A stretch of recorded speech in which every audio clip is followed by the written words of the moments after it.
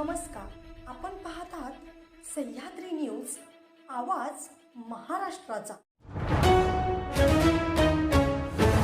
पोलिसाला काठीनं बेदम मारहाण, वर्दीतल्या पोलिसावर मध्यधुंद तरुणाचा हल्ला, व्हिडिओ व्हायरल।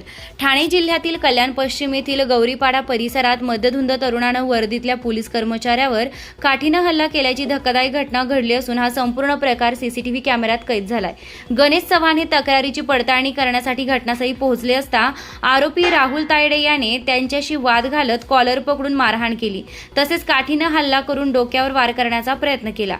यावेळी चव्हाण यांनी प्रसंगावधान राखत मोठी दुखापत टाळली। झटापटीत त्यांचा मोबाईल, नेम प्लेट आणि लँडयार्डचे नुकसान झाले।